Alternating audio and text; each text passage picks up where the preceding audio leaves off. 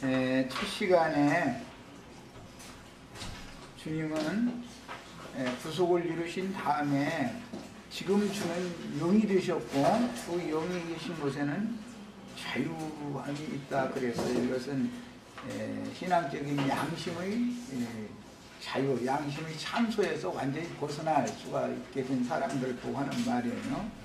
주 영이 함께 계시는 심령에나 하나님이 주시는 참나은 자유가 오는 것이죠. 그렇지 않으면은 사단의 참소 때문에 너 어제 나쁜 말을 했잖아, 누구하고 다퉜지 않잖아, 누구 이제 감정이 안 좋잖아, 이런 건 계속 참소당하잖아요. 그러나 그런 모든 사탄의 송사에서 완전히 벗어나고 은혜만 역사되게 되려면 반드시 그 예수의 피로 영혼이 씻김을 받고 구속받은 사실이 너무 분명해져야만 사단의 참소를 이길 수 있는 것이다 그 말이에요. 이건 이제 아주 기초적인 지금 하는 말 정도는 기성교계에서도 웬만한 목사들은 다 이제 구속의 진리를 깨달아 가지고 전하니까 충분히 이해를 하셨을 수도 있고, 이번에는 이제 두 번째 시간에 말씀을 마태복음 17장 1절에서 8절에서부터 시작하겠습니다. 주님이 다시 오실 때는 그러면 어떠한 모양으로 오실 거냐 말이에요. 주님의 나타나심, 완성적으로 거룩한 성이 하늘에서 내려온다 그랬는데 오는 세상에 거룩한 성이 나타나심으로 주님의 능력과 권위가 나타나게 된다. 주님의 강림이 완성된다. 그러면 어떠한 상태를 말하는 거냐 이거예요. 이것을 이제 기성교계 사람들이 너무 몰라요. 지금 알고 보면. 자, 마태복음 17장 1절부터 읽습니다. 엿새 후에 예수께서 베드로와 야고보와 그 형제 요한을 데리고 따로 높은 산에 올라가셨더니 그들 앞에서 변형되사 그 얼굴이 해같이 빛나며 옷이 빛과 같이 휘어졌더라. 이렇게 시작이 됐어요. 이 말씀은 앞에 부활에 관하여 말씀을 가르치신 후에 인자가 예루살렘에 올라가서 장로들과 대제사장들과 서기관들에게 많은 고난을 받고 죽임을 당하고 제3일에 살아나야 할 것을 제자들에게 가르치신 후에 말씀이 이어지는 내용이에요. 그러니까 예수님이 부활된 상태는 어떤 상태냐 이 말이죠. 16장 27절부터 28절을 보겠습니다.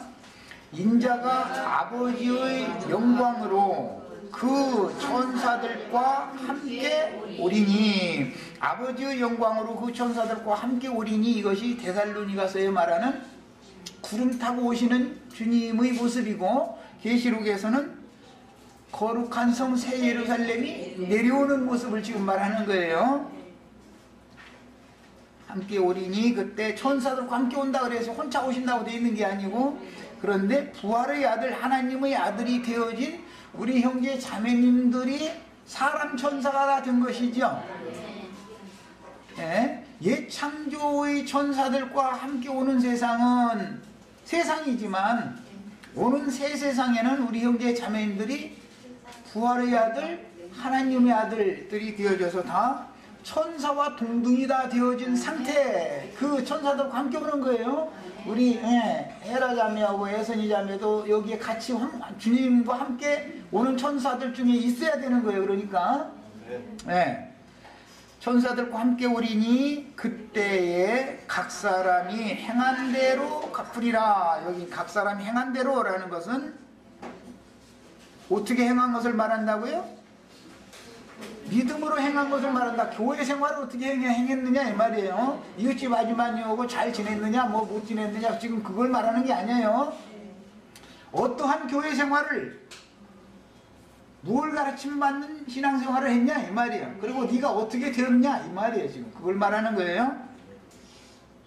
진실로 너희에게 이르노니 여기 서 있는 사람 중에 12제자들 중에 죽기 전에 인자가 그 왕권을 가지고 오는 것을 볼 자들도 있느니라. 다음에 엿새 후에 그랬어요. 자, 그러면 12제자가 다 예수님 살아생전에 주님의 왕권을 가지고 그분의 왕국으로 강림하시는 모양을 다 본 게 아니고 베드로와 야고보와 그 형제인 요한이라고 하는 세 사람만 봤죠.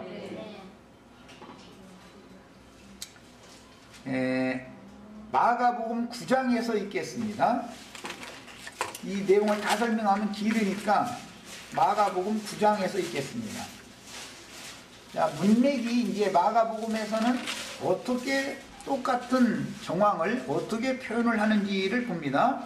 9장 1절부터 8장 38절부터 읽겠습니다. 누구든지 이 음란하고 죄 많은 세대에서 나와 내 말을 부끄러워하면 인자도 아버지의 영광으로 거룩한 천사들과 함께 올 때에가 사도들이 계속 말하는 강림하실 때, 나타나실 때 이 말이에요. 그 사람을 부끄러워하리라. 복음을 부끄러워 사람이 주님께 보냄을 받은 증인들이 복음을 부끄러워한다면 이 주님의 다시 오실 때, 나타나실 때, 거룩한 천사들과 함께 올 때 그 사람을 주님이 부끄러워한다. 표현을 이렇게 했어요. 또 그들에게 이르시되 내가 진실로 너희에게 이르노니 여기 서 있는 사람 중에 죽기 전에 하나님의 나라가 권능으로 임하는 것을 볼 자들도 있느니라. 여기는 줄을 쳐놓습니다. 여기 서 있는 사람 중에 제일 중요한 구절은 죽기 전에입니다. 살아생전에 보는 건 이상으로 보는 거죠. 지금 나에게 계시하신 이런 하나님 나라의 강림하는 하나님 나라가 능력과 권위로 오는 세상에 위로부터 오는 그런 모양을 베드로에게, 야고보에게, 요한에게 계시해 줬던 것을 나중에 서신서에 가서 이것은 공교에 지어낸 말이 아니다. 우리는 그 위험을 친히 본 것을 증거하는 중이다 라고 말을 했었어요. 반드시 그 종 선지자들에게 매 세대마다 이것을 미리 보여준 종들이 보냄을 받아야 되겠죠. 주님이 오심을 증거를 하려면 주님이 오시는 것을 본 사람이나 이것을 증거할 수 있는 것이지, 주님이 오심이라는 게 뭘 말하는 것이며 어떻게 온다는 것이며 뭐가 어떻게 된다는 것인가를 모르는 사람은 나가서 전도를 할 수가 없겠죠. 본인도 본 적이 없는데 뭔 말을 하겠어요. 바울사도가 고린도 후서 12장에서는 바울사도는 셋째 하늘로 이끌려가서 이 모든 것을 다 봤죠.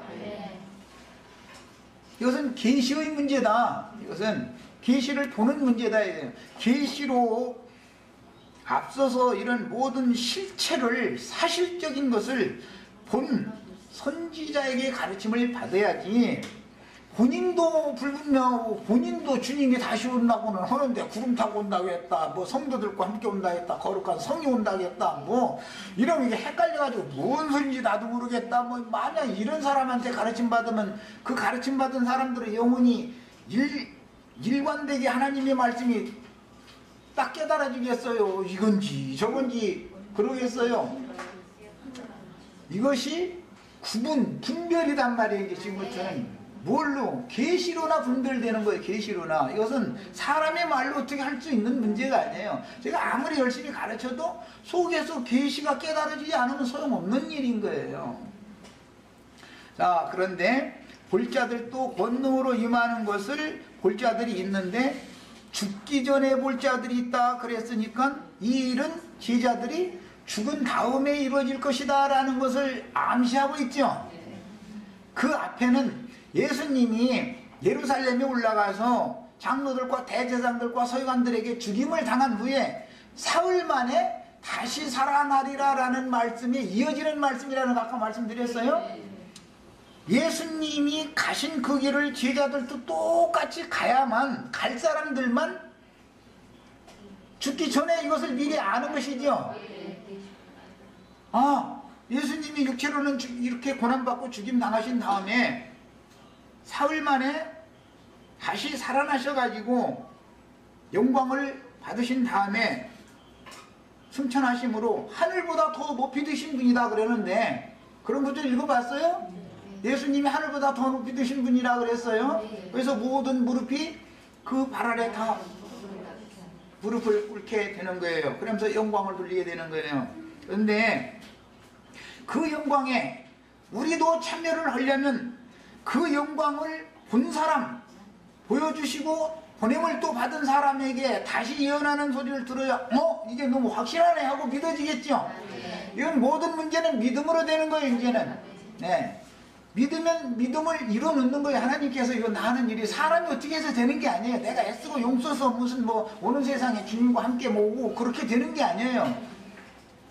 믿음의 말씀, 구원의 말씀을 전하는 종들에게 확실한 말씀이 들어져야, 처음부터 믿을 때는 확실한 것을 듣고 견고히 끝까지 지켜야 그분의 집이 될 수 있는, 그분이 거룩한 처소가 되는 것이지, 이것도 아니고 저것도 아니고 소리를 수십 년 가르침 받아도 무슨 소린지 20년 30년 신앙생활한 사람들 보고 주님의 강림이라는 게 무슨 소리예요?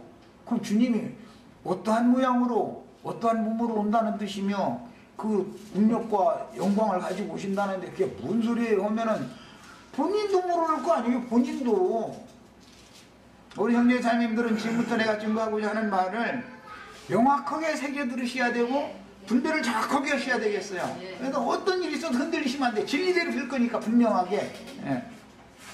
그러니까 결국은 예수님이 고난받고 죽임당하시고 사흘 만에 살아난 것처럼 제자들도 예수님이 가신 똑같은 그 길을 가게 하려면, 따라오게 하려면 죽기 전에, 제자들이 죽기 전에, 예수님이 죽기 전에 제자들에게 이걸 보여주시고 다 계시를 하신 것을 제자들이 죽기 전에 보여주셔야 되는 것이다. 우리들도 지금 우리가 이런 것도 모르고 그냥 죽어가지고 영광에 들어갈 수 없죠. 유대인들이 율법을 열심히 지키고 하나님 앞에서 날마다 제사하고 한 목적이 뭐였어요? 하나님의 영광에 이르기 위한 거였어요. 우리가 지금 왜 신앙생활을, 왜 오늘 여기 와서 말씀 듣고 있어요? 네, 하나님의 영광에 이르려고 그러는 거예요. 하나님의 영광 보좌 앞에 이르러서 거기서 세세토록 하나님의 얼굴을 보면서 하나님의 영광을 찬양하는 직무를 하게 되는 것이 인생의 목적이다 이 말이에요. 이것 때문에 우리가 지금 신앙생활 하는 거예요.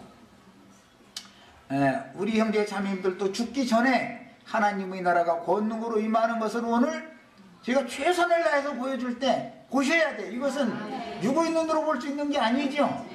계시의 문제다 이 말이에요. 계시의 문제다. 교회 생활이라는 건 계시의 문제다. 계시를 따라 하는 것이다. 어떤 사람들이 많이 모이니까 그것으로 한다든지, 거기면 설교 잘하는 유명한 목사님 있으니까 그것으로 한다든지, 이게 그 얘기가 아니죠. 계시의 문제인 것이다 이 말이에요. 계시를 받으면 지혜와 계시의 신께서 오셔서 계시해 주신 것을 깨닫게 해 주셔야 사람이 밝아지는 것이지, 말씀이 빛이고 생명의 빛, 참 빛으로 우리가 빛들로 나타날 때를 위해서 빛으로 영혼이 덧입혀져 가지고 그 상태가 나타나면 그게 영광 중에 나타난 모양인 건데, 그러려면 말씀만이 빛이기 때문에 말씀을 정확하게 계시로 해서 깨달아져야 된다 이 말이야. 말씀을 깨닫는 것이 계시를 받은 것이다. 밝아진 거다 그 말이야. 그만큼 빛의 세계로 우리가 간다 그 말은 말씀 세계로 간다 그 말인 건데, 사실은 말씀이 빛이니까 빛이신 하나님의 세계로 간다 이 말인 건데, 그러려면 이 생에서 우리가 밝은 사람에게, 밝히 온 사람에게 가르침을 받으면 같이 밝아질 수가 있지만, 혼잡한 사람에게 가르침 받으면 그 영혼도 같이 혼잡해지는 것이고, 완전히 어둠에 잡힌 사람에게 가르침을 계속 받으면 같이 어둠에 떨어지는 것이다 그 말이에요. 불러보려고 축복 있을지어다 하고 뭐 오늘 뭐 모임에 온 여러분 중에 뭐 혹시 뭐 간암 걸린 사람 있으면 간암 뚝 떨어져 나갈지어다 이렇게 해가지고서 그거 할렐루야 하면은 뭐 그러다 보면 그건 다 육신의 일이지. 우리가 지금 육신에 간암이 걸린 거 있거든. 그것도 고치심을 받아야 되지만 그걸 고치심 받으려면 간암 제일 잘 고치는 의사 물어봐서 거기 찾아가세요.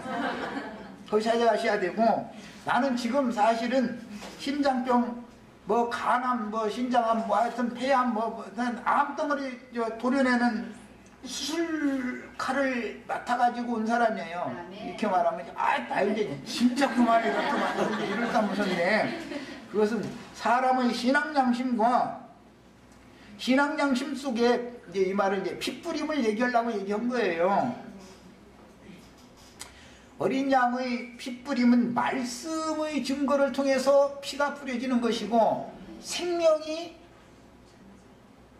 신의 생명이 나의 신앙 양심을 덮어준다 이 말이에요. 아까 이 시작에 사탄의 참수가 천연적인 사람은 계속 있죠. 너 어디 지나가다가 말이야 저기 저 금은방 앞에 지나가다가 괜히 자기 손 이렇게 쳐다보고 나서 말이야 속이 뽀글뽀글 끓어오더니 집에 가가지고 문 꽝 쳐닫고 나서는 막 부글부글 하다 남편만 돌아봐라. 나 처녀 때 나 데리고 가려고 뭐 별까지 따다 줄 것처럼 별소리 다 해놓더니 지금 내 손가락에 이거 하나도 안 해주고 말해. 나를 이같이 고생시켜. 이렇게 되면 지금 그게 지금 이미 어둠에 잡혀있는 중이고 죽음 세계에서 헤매고 있는 사람이잖아요.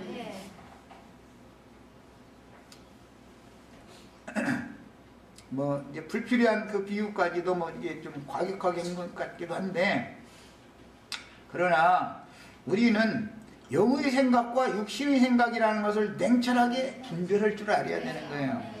사단의 참소라는 것은 분이 끌어올라오게 만들고 남에 대해서 원망이 나오게 만들고, 특히 남에 대해서 원망, 남편에 대해서 원망한다는 건 하늘을 원망한다는 뜻인 건데, 부부간에 남편은 하늘의 위치죠.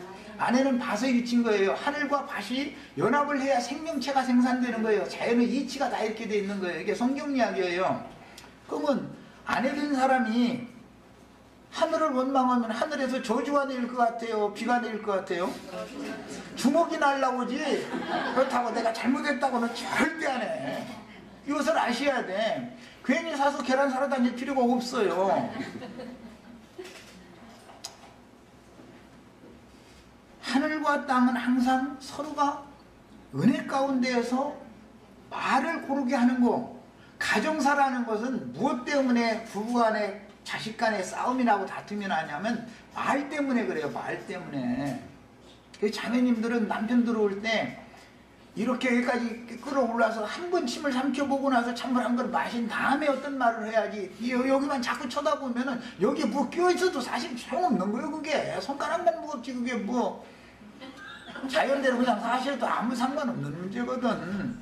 이런 것은 세상을 이기는 생명력이 그 영혼을 주장하지 못하기 때문에 지금 세상신이 그 영혼을 사로잡고 있기 때문에 그런다. 이게 비유를 이렇게 들어드린 거예요. 구원이 뭔가를 이해시키려고. 사람이라고 하는 것은 자기가 어둠에 잡히고 싶어서 그러는 게 아니라 그 사람의 영혼을 누가 지배하느냐에 따라서, 세상신 마귀가 지배를 하면은 당연히 어둠에 잡혀서 살기 마련이에요. 그때 은혜이신 주님이 오셔서 네 남편 너 그거 원망하지만 여태까지 너 네 남편 하루라도 편히 쉰 적 있더냐. 한 눈만 뜨면 어떻게 해서 세상에 밖에 나가가지고 안 볼 것 다 봐가면서 그래도 꽁꽁 참아가면서 월급 타면은 너한테 네가 통장 관리는 사실은 네가 다 해가면서 말이야. 너한테 다 넣어주고 돈 타다 쓰고 그러는데 얼마나 불쌍히 여겨야 되겠냐. 이렇게 주님이 그것을 은혜로 역사를 해주셔야 되는 거 아니겠어요? 사람은 무엇은 영에 의해서 그렇게 생각하고 말하고 그렇게 행동하게 되는 것이다. 그리고 제일 중요한 것은 말이에요. 세상 말로도 말은 씨가 된다 그래요. 부정적인 말을, 원망하는 말을 함부로 자꾸 내뱉다 보면 나중에 그 모든 원망과 부정적인 모든 것들이 나에게 되돌아오게 돼 있어요. 반드시 그러는 거예요, 이게. 그래서 우리 형제 자매님들은 그럴 때일수록 더 당신 그동안에 고생 너무 많았다고, 나 당신이 그렇게 고생하는 거 내가 아무 생각도 없이 나 편안하게 집에 앉아서 날마다 밥 먹고 빨래하고 설거지하는 거, 이것이 돈 가치로 따지면 얼마인지 아냐고 해가면서 덤볐는데, 알고 보니까 돈 가치로 따지나 마나 당신이 벌어온 원천이 있으니까 나 이거 가지고 돈 가치도 하고 그러고 살았는데 내가 그걸 생각 못했다고 말 한마디라도 이렇게 해주면 그 남편은 우직하고 단순하기 때문에 나가서 이제 빼 부러져도 상관없어. 아내를 만족시켜주려고 막 어떻게든지 해서 막 그냥 돈 벌어오려고 이렇게 하는 거예요. 예. 아내는 남편을 좌지우지할 수 있어요. 그래서 이게 아놀토리지만은 땅에서 매면 하늘에서도 매고 땅에서 풀면 하늘에서도 풀린다 그래요. 하나님이 땅을 지배하는 것 같으죠? 그렇지 않습니다. 남편이 아내를 지배하는 것 같고 가족을 지배하는 것 같죠? 그렇지 않아요. 실제적으로는 여주인이 왕이요. 여주인이 왕이에요. 그것은 우리 형제 자매님들 지금부터는 생각을 바꿔야 돼. 그리고 지금 이제 곧 결혼을 하게 될 우리 헤라 자매도 가르침을 잘 받아서 혼인생활을, 결혼생활을, 인생경영을 성공적으로 해야 돼. 뭔가가 자기 주관, 자기 독선에 빠져가지고 이게 남편을 막 비교해 쌓고 뭐 원망하고 자꾸 불평하고 이것이 습관이 되고 말을 자꾸 함부로 막 하기 시작하면은 나중에 법정에 간다고. 남편이라는 것은 아내가 다른 것 때문에 아내와 사이가 나빠지는 게 아니에요.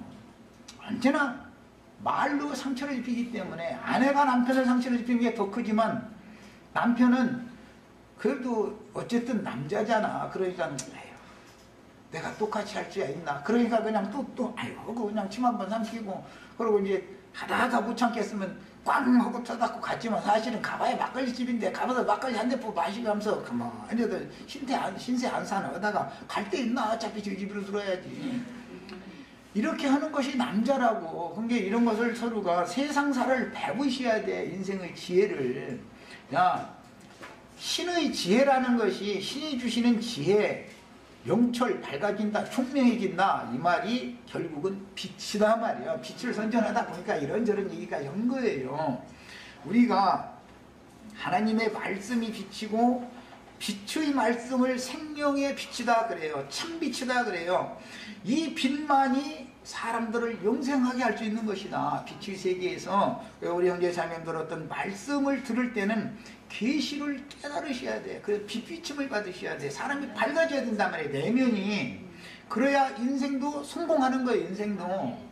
예, 이제 빛 얘기하다가 이제 시간을 많이 이제 했는데, 자, 9장, 마가복음 9장 지금 1절만 읽었고 2절부터 몇 절 더 읽습니다. 3절까지 읽습니다. 엿새 후에 예수께서 베드로와 야고보와 요한을 데리고 따로 높은 산에 올라가셨더니, 이 따로라는 것은 12제자와 70제자가 있었었지만 이 세 제자는 주님께서 특별히 쓰실 필요가 있는 사람들이다 그 말이겠죠. 12제자가 다 순교의 길을 가는 건 아니죠. 이 야고보가 최초의 순교자가 됐죠. 헤롯이 맨 먼저 죽인 사람이 야고보예요. 그 다음에 베드로도 요한도 순교의 길을 가요. 이것은 주님이 앞서서 가신 그 길이에요. 그것이 사실은 영광으로 들어가는 직선 코스를 간 거예요. 나머지 12제자들은 자기 생애가 다하기까지 충성되게 사명을 다 하다가 죽었지만 베드로와 야고보와 요한처럼 죽지는 않아요. 요한은 뭐 이제 뭐 일설에 의하면 코바디스 그 영화들 보셨어요? 뭐 발을 이렇게 꺾걸리 매달려 죽었다 이런 말도. 자, 베드로. 예. 그런데 주여 어디로 가시나이까 이제 그 코바디스라는 게 이제 라틴어 말로 그 말인데 어디로 가요? 아버지께로 가시는 거죠. 예수님이 오셔서 나는 아버지께로 보냄을 받아 세상을 떠나서 아버지께로 돌아간다. 나는 내가 어디로서 와서 어디로 가는 것을 알거니와 너희는 그것을 모르기 때문에 너희 죄 가운데 그냥 죽는다. 그랬잖아요. 예수님이 아버지께로 오셔서 세상에 오셔서 세상을 떠나 다시 아버지께로 갈 때 세상에 오셨을 때는 우리 형제 자매님들을 데리고 아버지 집으로 가려고 오신 거죠. 네. 그냥 혼자 가는 것이 목적이 아니잖아요. 약혼녀를 데리고 아버지 집으로 데려가려는 것이죠. 세상이라고 하는 세상에 있는 교회는 친정집인데 친정집에서 하늘 아버지 집 시댁으로 데리고 가는 거예요. 그래서 주인이 오신 거예요. 우리를 데리러 오신 거예요. 사실은 지금 영이 이미 오셨다라는 것은 우리를 아버지께로 데려가려고 오신 것이다 이 말이에요. 야, 그러려면 아무나 데려가는 것이 아니다라는 걸 알아야 된다. 아무나 데려가는 게 아니다. 죽기 전에 이미 이런 이상과 계시를 깨닫고 그 길을 신실하게 쫓아가는 사람만 데려갈 수 있는 것이지, 아버지 집으로 가자고 하셔도 그것을 거부하는 사람은 강제로는 데려갈 수 없죠. 강제로는 데려갈 수 없는 거예요. 빛의 세계라는 건 아무나 갈 수 있는 게 아니에요. 따로 높은 산에 올라가셨더니 그들 앞에서 변형되사 그 옷이 광채가 나며 세상에서 빨래하는 자가 그렇게 희귀할 수 없을 만큼 씌워졌더라 그랬어요. 야, 지금 내가 주님의 사명을 위임받아 가지고 우리가 지금 여기 안양교회 이 모임이 세탁자의 밭이에요. 세탁자의 밭이라는 성경 읽어보셨어요? 이사야서에 나오는 말이죠. 세탁자의 밭에는 물이 계속 흘러요. 그래가지고 그 물로, 흐르는 물로 옷을 빨아서 입히는 거예요. 가죽의 옷을 빨아 입히는 게 그게 세탁자의 집이고 그 세탁자의 밭이라고 돼 있어요. 밭이라는 건 교회를 말하는 거예요. 내가 지금 원래 세탁자는 예수님이고 사도들이었지만 이 시대에는 다른 분들은 몰라도 우리 지체들에게는 내가 지금 세탁자의 사명을 하고 있는 거예요. 그럼 뭘로 세탁을 하냐 말이야. 뭘로? 어린 양의 피로 그 옷을 빨아서 희귀한다 그래요. 그렇게 되어진 옷이나 세상에서 빨래하는 자가 그렇게 희귀할 수 없을 만큼 흰옷을 입혀줄 수 있는 거예요. 이것을 신부로 단장시킨다 그래요. 세탁자가 하는 일이 뭐라고요? 피로 그 옷을 빨아서 희고 고운 세마포 옷으로 단장시켜서 입히는 거예요. 우리 형제 자매님들이 이제 내 말을 잘 이렇게 이해하시면은 주님께서 우리 영혼을 피로 사셨다라는 말이 뭔지, 어린 양의 피로 그 옷을 씻어서 깨끗게 했다. 그게 무슨 말인지를 이해를 하셔야 돼요. 형제 자매님들의 영혼이 어린 양의 피로 생명의 말씀으로 영혼이 깨끗하게 매 순간 씻김을 받아서 세상에 속한 모든 티나 주름 잡힌 것이나 이런 것들이 없이 반듯하게 다 펴져 가지고서 먼지가 껴있지 않은 영혼이 돼야 된다 이 말이야. 모든 인간들의 마음 상태는 주름살이 너무 많아 가지고 아무리 겉을 청소를 해도 주름살 겹쳐져 있는 속의 부분은 먼지가 털어져 나가지가 않는 거예요. 그렇기 때문에 오전 시간 마지막에 교회를 인도하는 위임을 받은 장로 형제는 아버지의 위치이기 때문에 가정을 다스릴 때 아버지는 초달을 해서 자녀들을 엄격하게 가르쳐야 되는 것이지, 요즘에는 아버지가 오히려 어머니보다 더 약하게 이렇게 해가지고 아버지를 알기를 자식들이 우습게 하려 그래요. 아버지한테는, 아빠한테는 반말 찍찍하고 엄마한테는 엄마가 눈두라리면 엄마한테는 꼼짝 못하는데 이거 반대 행사하는데 그렇게 하면 안 되는 거예요. 정상적으로는 아버지가 초달을 하고 어머니가 품어주고 보듬어주고 이래야 되는 거예요. 아버지한테 얻어맞고서 칭칭대면은 엄마가 보듬어줘야 되는 것이지, 엄마한테 혼난 놈을 아버지가 보듬어주는 것은 정상이 아니에요. 이거는 그건 성경의 원리를 따르지 않는 거예요. 우리 저기 은상이 형제 그 기후 이제 내년에 아들 낳으면은 꼭 내가 지금 가르친 대로 이렇게 가라, 이렇게 해야 정상적인 가정이 되는 거예요. 이게 정상적인 가정이 성경대로 해야 돼 매사를 다.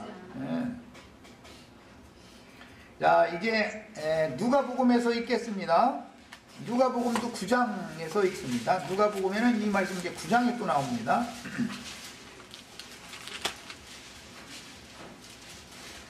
27절부터 읽겠습니다. 누가복음 9장.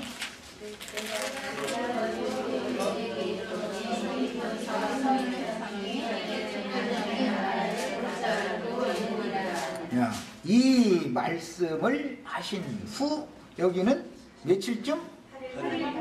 마태복음과 마가복음은 며칠? 6일이라고 되어 있었죠? 그럼 성경이 틀리구만. 왜 마태복음과 마가복음 6일이라고 했는데 누가복음에서는 8일쯤이라고 했을까? 이것은 유대인들의 날짜 계산법 때문에 그러는 건데, 유대인들은 이방나라, 태양력을 사용하는 이방나라와 다르게 거기서는 저녁부터 시작하는 거예요. 해질녘부터. 저녁이 되며 아침이 되니 이는 첫째 날이라 늘 저녁부터 시작하죠. 그 유대인들의 날짜 계산법이에요. 이방인들은 새벽 6시경부터 저녁 6시경까지를 낮이라고 그래요. 그걸 하루 반으로 따지는 거예요. 그렇게 따지는 거예요. 그러나 히브리인들은 저녁 6시부터 그 이튿날 밤이 새고 나서 6시까지를 하루의 절반으로 계산을 하는 거예요. 그래서 왜 히브리인들의 계산법은 태음력을 염두에 두고 하는 말이지만, 히브리인들의 시간 계산법은 육신으로 세상에 살아있는 동안은 모든 영혼들이 다 밤 어두움에 살고 있다라는 것을 염두에 두기 때문에 그래요. 이방인들은 자신이 빛 가운데 살고 있다고 착각하고 있는 거예요.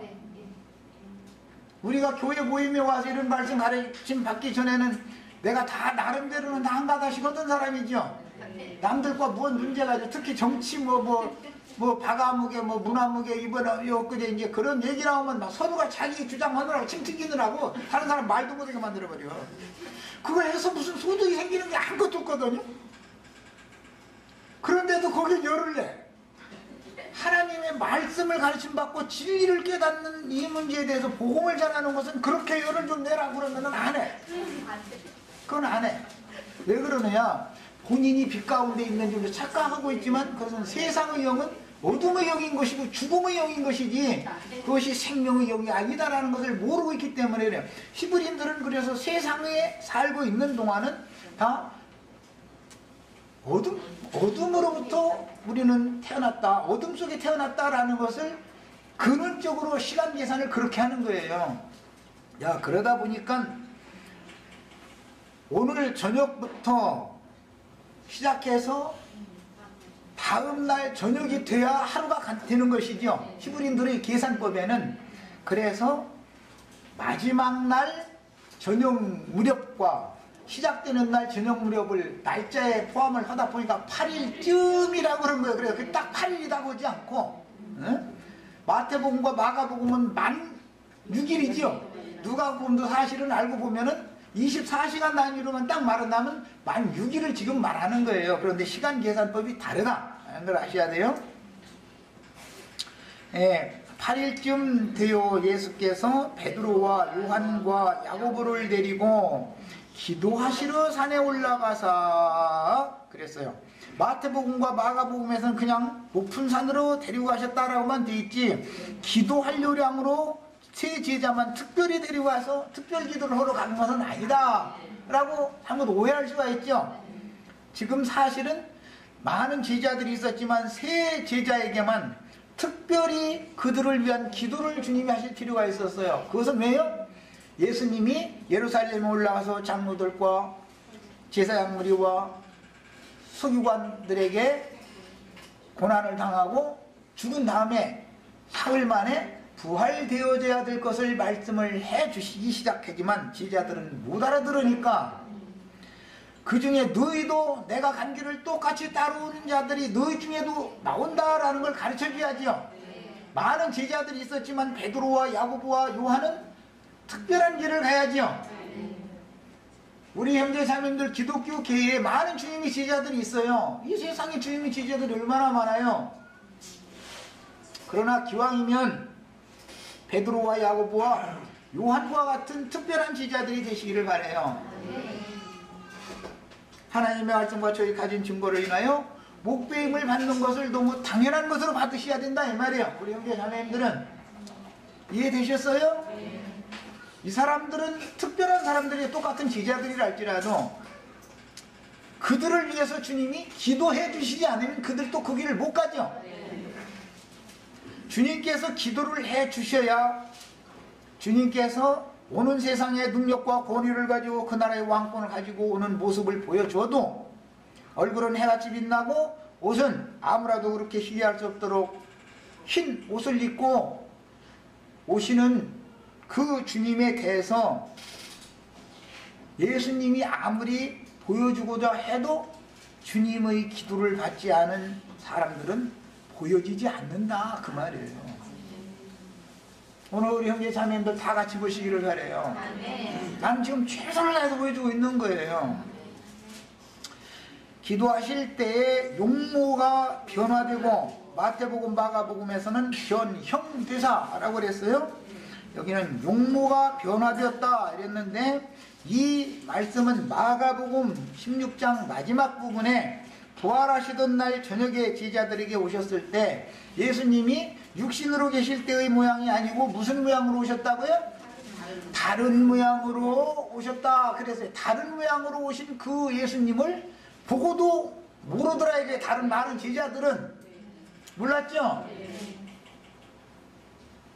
왜 몰랐어요? 이 광경을 안 봤기 때문에 모르는 거예요. 예수님이 다른 모양으로 오셔도 안 보이는 거예요. 육신의 눈으로는 이 영광의 모양을 볼 수 없다 이 말이죠. 자, 이제 고린도 전서 15장에 보면 부활장이라고 그러는데 거기서 말씀하실 때 그러면 주님이 다시 오실 때 어떠한 몸으로 오느냐라고 묻는 자들이 있다는 거예요. 그럼 그 말씀에 대해서 답변을 뭐라고 돼 있죠? 어리석은 자여 사람이 죽지 아니하면 이렇게 나오죠. 죽은 다음에 다른 모양으로 오는 거다 이 말이에요. 결국은 예수님이 부활하시던 날 제자들에게 오셨을 때 처음에 제자들이 눈이 가려져 있었기 때문에 변화산상이라고 흔히 말하는 여기에서 보여준 그 용모로 오셨지만 못 알아봤는데 부활의 날 새벽에 동산지기라고 생각했고 그런데 동산지기가 그렇게 찬란한 핏된 옷을 입고 있더라는 거잖아요. 읽어보셨어요? 예수님 부활하던 날 두 천사의 모습으로도 나타났고 한 천사의 모습으로 나타났고 이러니까 혼동하는 거예요. 이제 한 천사장이신 주님은 베드로와 야고보와 요한 둘이나 셋의 증인들을 통해서 그분의 영광을 나타낼 거예요. 혹시 이 영광을 우리 형제 자매님들과 함께 내가 그 영광에 함께 들어가는 것을 가르칠 때 어떠한 몸으로 오는 세상에 올 것을 미리 다 알고 계셔야 되겠어요. 얼굴은 해같이 빛났다 그랬고 옷은 흰옷을 입었다 그랬어요. 신부들도 신부가 예비되었다 계시록 19장에 희고 고운 세마포로 흰옷을 입죠. 우리 형제 자매님들에게 내가 지금 흰옷을 입혀주는 피를 뿌리고 있는데 어린 양의 피로 씻어서 피로 빨아서 입은 옷이나 흰옷인 것이죠. 세상에 양잿물로 빨아서 입는 옷은 물질적인 것이잖아요. 내가 지금 표백제 고급 표백제 섞어가지고 지금 형제 자매님들의 양심과 마음을 씻고 있는 중이에요. 그런데 거기 이게 굴곡진대 때문에 이게 문제예요. 굴곡진대. 이게 겹쳐진 데는 아무리 빨아도 그 먼지가 그냥 있죠. 네. 그래서 다 주름, 티나 주름 잡힌 것이 없이 이 말씀이 그래서 나오는 거예요. 세상 말로는 웅크먼 게 다 있죠. 웅크먼 데는 주름 잡힌 저 안쪽이죠. 아니, 없는 분은 뭐 빨 필요 없고, 내 속에도 엉큼한 것이 있으면은 탁 쳐버려야 돼. 그리고 핏부림을 받으셔야 돼. 사람이 신앙 양심이 정직한다는 것이 얼마나 중요한지를 아셔야 돼요. 영이 정직한 것이 제일 중요해요. 생명을 다루는 데에서는 이게 영이 정직하셔야 돼요. 자, 그 다음에 이제 계시록 12장 10절로 12절을 읽겠습니다. 계시록 12장은 해를 입은 여자가 남자아이를 낳는 이야기죠. 그 해를 입은 여자라는 것은 이사야 62장에서 인용하는 말로서 예루살렘이 아들을 낳는 거예요. 그럼 그 아들들이 시온의 딸들을 아내로 취하는 것이 어린 양이 혼인하는 거예요. 우리 형제 자매님들은 헤라 자매 거기 쳐다보지 말고, 오는 세상에선 장가가 지금은 기후한테 시집을 가고, 오는 세상에서는 다 장가 드셔야 돼. 예. 영의 세계에서는 육신의 세계처럼 시집가고 장가가는 일이 없죠. 남자의 영을 다 가지셔야 돼. 남자의 영을.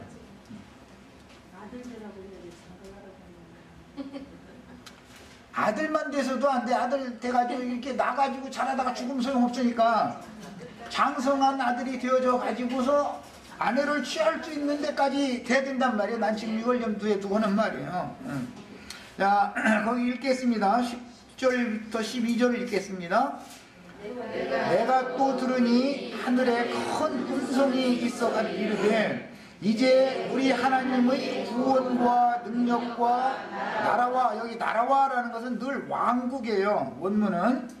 자, 하나님의 구원, 능력, 왕국, 또 그의 그리스도의 권세가, 여기는 서신서에서는 나타나리라 했는데 여기서는 나타났으니가 됐죠. 야, 여기에 우리가 다 참여해야 돼. 여기에는 우리는 이제 헤라 자매도 에서 자매도 여기서는 장가드는 청년으로 나타나는 거예요. 우리 편창돈 형제님도 여기에서는 오는 세상의 양무리들에게 장가드는 청년으로 나타나는 거예요. 이게 좀 어려운데 이제 이것은 다음에 더 이제 소상한 말씀을 나누겠습니다. 그걸 기업이라고 그래. 아내는 남편의 기업이죠. 우리 박형제 기업이 누구요? 여기 이자매가 기업이죠.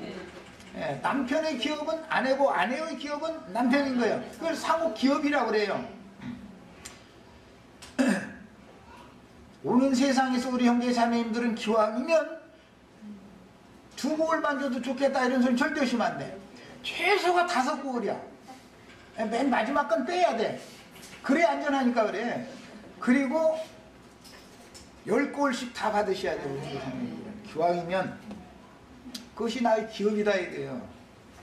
그러면 사람이 기업이라고 그러더니 또 어떻게 고을이 기업이냐. 사람이 고을이 되는 수가 있어. 지금 우리 안양교회는 온 우주적인 주님의 본된 교회들 중에 한 고을이죠. 우리 애선이 자매 다음 세대에 가서는